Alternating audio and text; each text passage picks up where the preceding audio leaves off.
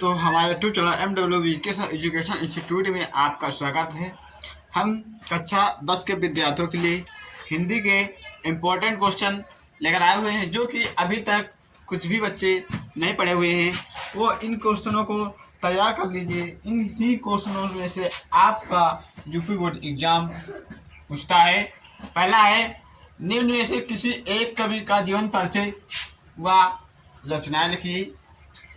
3 कवि देता है, जिसमें मेन मुख्य कवि लिखे हुए हैं आचार्य रामचंद्र शुक्ल, जयशंकर प्रसाद, भगवत शरण उपाध्याय। इन्हीं तीनों में से कोई एक कवि देगा और कहेगा कि इनका जीवन परिचय लिखिए और इनकी रचनाएं लिखिए। दूसरा फिर ये गद्य का है और पद्य में दूसरा देता है कि फिर निम्न में से किसी एक कवि का जीवन परिचय और उसकी रचना लिखिए।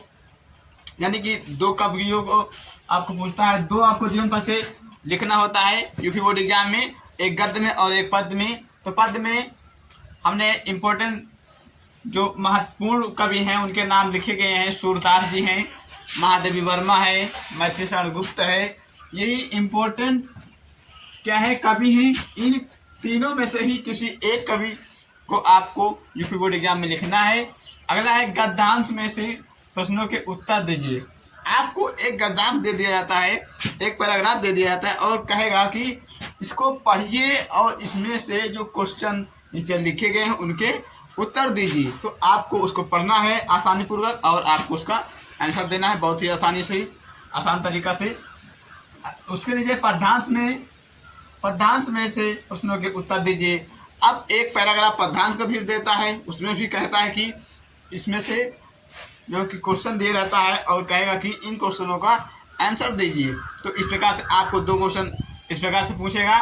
तो उसके बाद निम्नलिखित में से संदर्भ सहित अनुवाद व्याख्या के लिए आपको संस्कृत खंड का एक पैराग्राफ दिया जाता है और कहेगा कि इसका संदर्भ सहित और हिंदी अनुवाद कीजिए।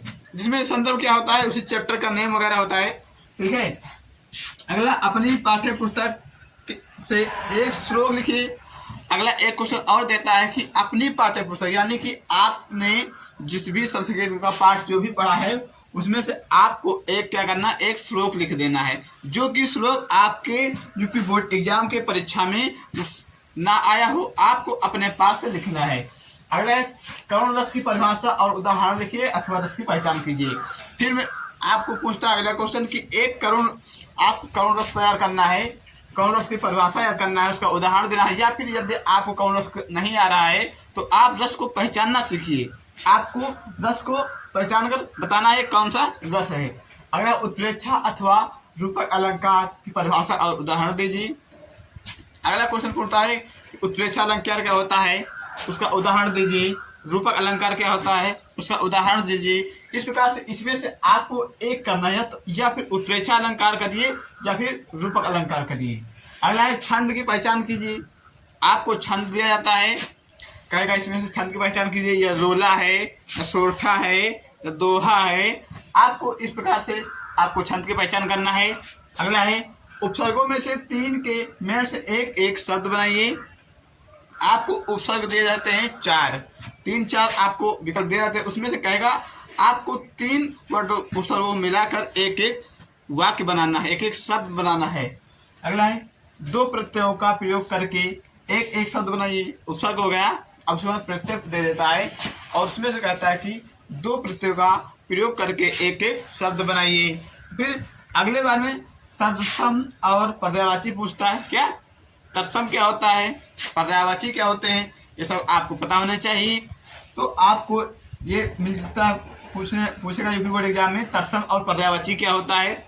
अगला, विभक्ति और संधि क्या है, यानी संधि विच्छेद करना आपको आना चाहिए। ठीक है, उसमें विभक्ति क्या होती हैं आपको ये क्लियर करना है। उसके बाद किसी एक विषय पर निबंध लिखिए। आपको किसी एक विषय पर निबंध तैयार करना है। पर्यावरण है, बेरोजगारी समस्या है, विज्ञान के चमत्कार हैं, दहेज प्रथा है।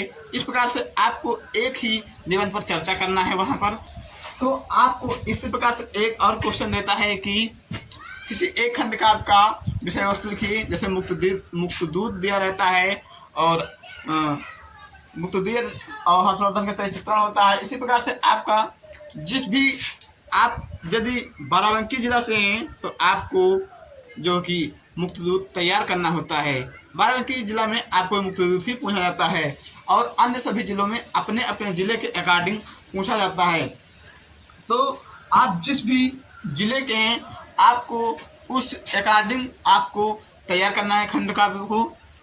तो इस प्रकार से यदि आप लोगों ने अभी तक कुछ भी तैयारी नहीं किया है तो ये 14 क्वेश्चनों में से आपको बहुत ही इम्पोर्टेंट क्वेश्चन है। आप यदि इन 14 क्वेश्चनों को तैयार कर लेते हैं तो आपको यूपी बोर्ड एग्जाम में एक क्वेश्चन आपको 100% मिल सकते हैं। और इन्हीं क्वेश्चनों में से आपको यदि आपको 100 नंबर का पेपर आता है, लेकिन यहाँ पर ये हाई स्कूल का है तो ये कितने नंबर का आता है, 70 नंबर का आता है। तो इसमें से आप लोगों को 70 में से कम 60-65 नंबर आसानी पूर्वक मिल सकते हैं, आसानी पूर्वक 60-65 नंबर मिल सकते हैं। तो इसलिए आप सभी लोग इन क्वेश्चनों को तैयार कर लीजिए। अब हम आप लोगों को मिलते हैं अगले नेक्स्ट क्लास में।